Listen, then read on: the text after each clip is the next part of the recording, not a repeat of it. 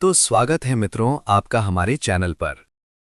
क्या आधुनिक समय में भी भूत, प्रेत और आत्माएं रहती हैं? अगर रहती हैं तो उनका एहसास कैसे होता है?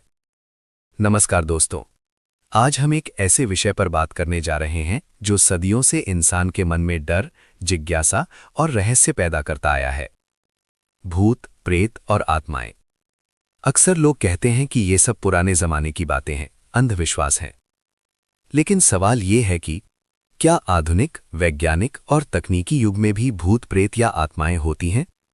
अगर होती हैं तो उनका एहसास कैसे होता है और लोग उन्हें महसूस क्यों करते हैं?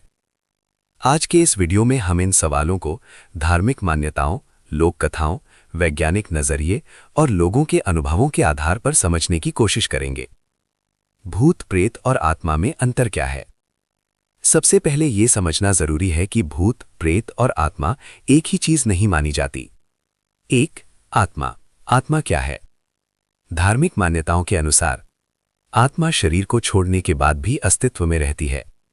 आत्मा ना तो मरती है और ना ही नष्ट होती है। वह एक जन्म से दूसरे जन्म तक की यात्रा करती है। गीता, उपनिषद, गरुड़ पुराण सभी में आत्मा को अमर बताया गया है। 2, भूत।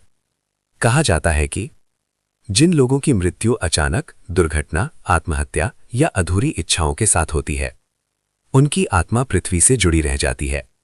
वही आत्मा भूत कहलाती है। 3, प्रेत। प्रेत को अक्सर क्रोधित, अशांत या नकारात्मक ऊर्जा से भरा हुआ माना जाता है। कई मान्यताओं में प्रेत और भूत में बहुत अंतर नहीं माना जाता। क्या आधुनिक समय में भी भूत, प्रेत होते हैं? अब आते हैं सबसे बड़े सवाल पर, धार्मिक और सांस्कृतिक मान्यताएं। भारत ही नहीं, दुनिया के लगभग हर देश में भूत, प्रेत से जुड़ी मान्यताएं हैं। भारत में शमशान, पीपल के पेड़, सुनसान जगहें। जापान में यूरेई। पश्चिमी देशों में घोस्ट और स्पिरिट्स। अगर ये सब सिर्फ कल्पना होती तो हर सभ्यता में इनकी कहानियां क्यों मिलती? लोगों के अनुभव। आज भी लोग सुनसान जगहों पर अजीब आवाजें सुनने का दावा करते हैं। किसी के होने का एहसास, बिना हवा के दरवाजों का खुलना, शरीर में अचानक ठंड या डर का आना।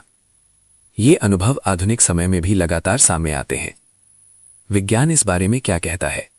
अब थोड़ा वैज्ञानिक दृष्टिकोण से समझते हैं। 1, दिमाग का खेल।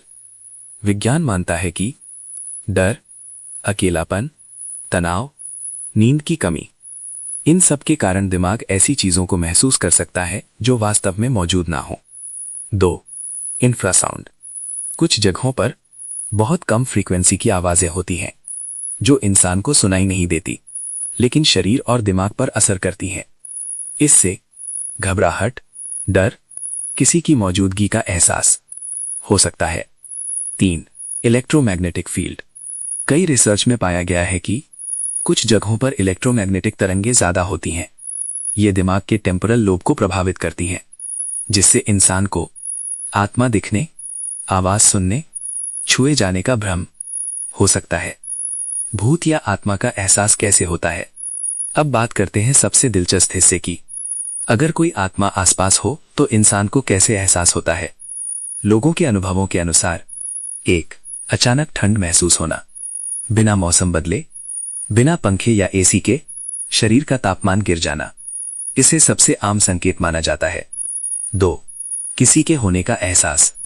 कमरे में अकेले होने पर भी ऐसा लगना कि कोई देख रहा है या कोई पास खड़ा है। 3, अजीब आवाजें। कदमों की आहट, किसी के रोने या फुसफुसाने की आवाज, दरवाजों या खिड़कियों का खुद ब खुद हिलना। 4, डर का बिना कारण आना। दिल की धड़कन तेज होना, पसीना आना, मन घबराना, जबकि सामने कोई खतरा ना हो। 5, सपनों में बार बार एक ही आकृति दिखना।